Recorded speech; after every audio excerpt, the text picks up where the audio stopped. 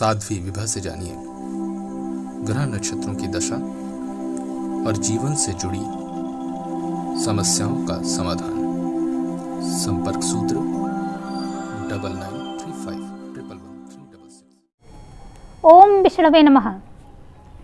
आज जो मैं आप लोगों के लिए जानकारी लेकर उपस्थित हुई हूँ यह बहुत ही महत्वपूर्ण है, खासतौर पे उन लोगों के लिए जो परम वैष्णव हैं, वैष्णव भक्त हैं और नियमित विष्णु भगवान की पूजा आराधना उपासना वंदना करते हैं, उनके लिए यह जानकारी उपयोगी हो सकती है।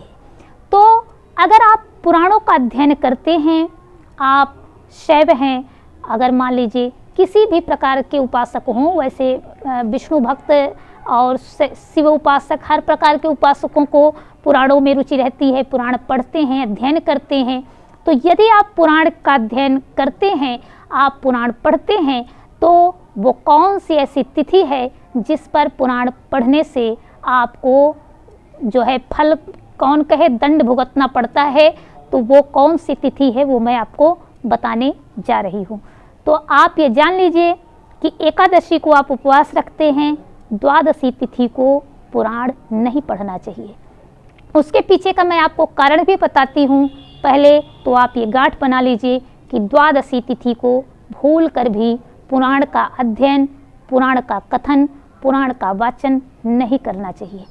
अब आप कहेंगे द्वादशी तिथि को क्यों नहीं करना चाहिए, तो उसके लिए मैं आपको बताती हूँ। आप पूजन पाठ खूब करिए, धर्म कर्म जो कुछ भी, मान लीजिए पुराण से संबंधित आपको मंत्र आदि का माने भगवान के सामने अगर आपको उस मंत्र का उपयोग करते हुए पूजन करना है तो आप खूब करिए, लेकिन आप किसी भी प्रकार से किसी संवाद में या पठन पाठन में हिस्सा बिल्कुल नहीं लीजिए। तो ऐसा किस लिए, वो भी मैं आपको बताती हूँ। तो द्वादशी तिथि को महर्षि वेदव्यास जी भगवान की उपासना में, वंदना में लिप्त रहते हैं। जी हाँ, केवल द्वादशी तिथि को पूरे समय तक वो भगवान की आराधना वंदना में एकदम लगे रहते हैं। अब ऐसा नहीं है कि बाकी दिन उपासना ही नहीं करते, उस दिन पूरे समय तक उपासना में लगे रहते हैं। इसलिए द्वादशी को जब भी आप पुराण का अध्ययन करते हैं तो उनका ध्यान आप भंग करने का अपनी ओर से कुचेष्टा करते हैं। तो इसलिए आप अनजाने में कहीं न कहीं से महर्षि वेदव्यास का ध्यान भटकाने का जो प्रयास कर रहे हैं वो पाप की श्रेणी में आता है। इसलिए आपको द्वादशी तिथि को पुराण का वाचन, पुराण का अध्ययन नहीं करना चाहिए। तो अगर अब तक आप करते रहे हों तो अब से विशेष सावधानी बरतिए कि द्वादशी तिथि को भूल कर भी पुराण मत पढ़िए, बाकी दिन आप पढ़िए।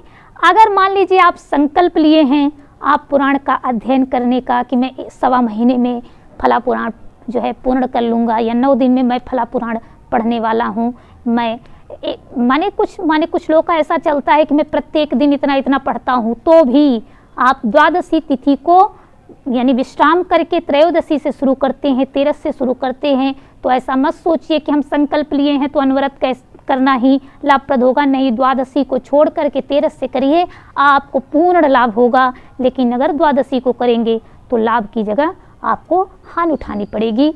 तो अगर आप लोगों के लिए जानकारी उपयोगी रही हो तो अपने मित्रों के साथ साझा करना बिल्कुल ना भूलें। अगर आप हमारे चैनल पर नए आए हों तो कृपया चैनल को सब्सक्राइब करके हमसे जुड़ जावें, बेल आइकन भी प्रेस कर दें, जिससे हमारे हर आने वाली वीडियो की सूचना आप लोगों को मिलती रहे।